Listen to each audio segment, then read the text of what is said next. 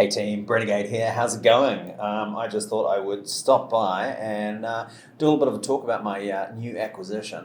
So this is the Red Devil or El Diablo Rojo that I was talking about in my last clip. So most of this stuff has been, in fact, all of the parts here have come from Kiwiquads.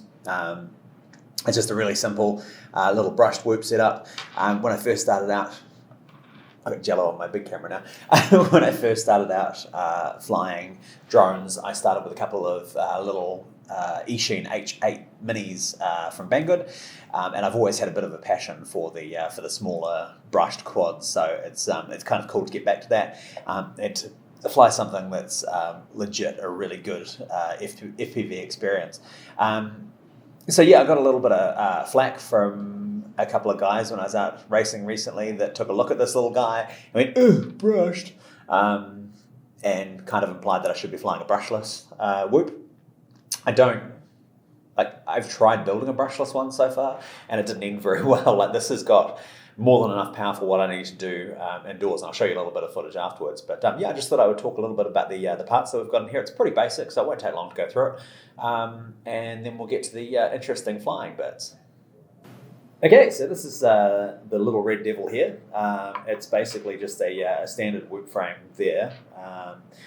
We've got a little plastic canopy there. We've got some HQ props. I'm a big fan of HQ at the best of times anyway, but yeah, having them on the whoop there is cool. I've set it up for props out. I will possibly show you a little bit more about how to do that later. Kiwiquads battery right there. Racing Edition batteries. These are really, really good little batteries. Particularly for this size. Right, so if we just whip the cover off there, and yes, it is usually screwed on. I've just done this for the ease of displaying it to you. So sitting on the top there, we've just got that little all-in-one board there. Actually not entirely sure what this is. BetaFPV sell something fairly similar to this. But basically what we've got is the flight controller is buried underneath there. Really simple to put the motors on. You just plug them straight in the bottom there. No soldering needed. Bind button right at the front here, so we just bind that to our transmitter really, really easily. Easily accessible USB port. Previous whoops I've flown, the USB port is pretty badly hidden away so that it can't really be accessed very easily. So to have that right there, it's real handy. You don't have to take the thing apart to be able to connect it to BetaFlight. Yeah, so this is our little all-in-one video on the top there. So we've got a little button there for changing channels.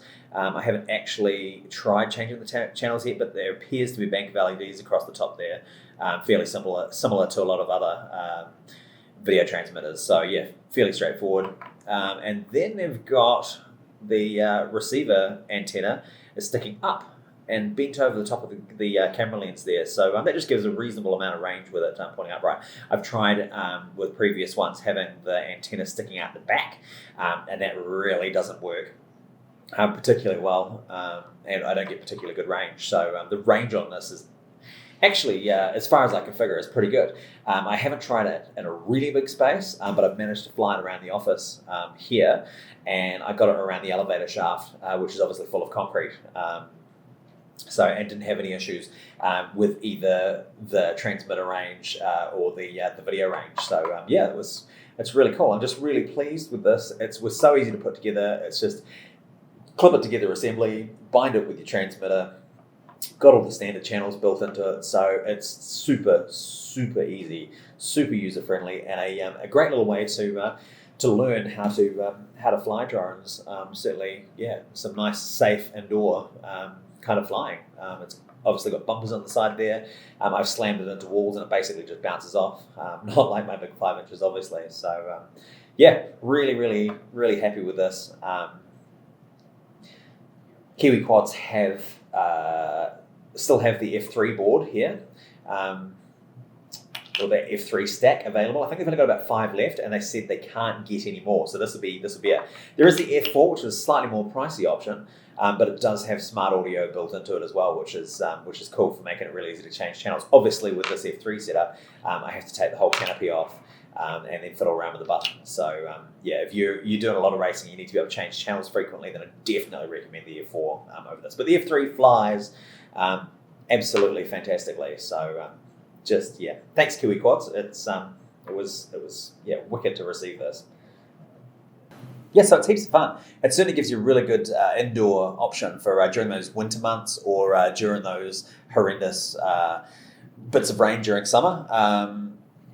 I've just really got to try and find myself a decent sized place to fly this now. I'm hoping to get a little bit of a Wellington branch of the MRL league set up at some stage soon. But just so much fun.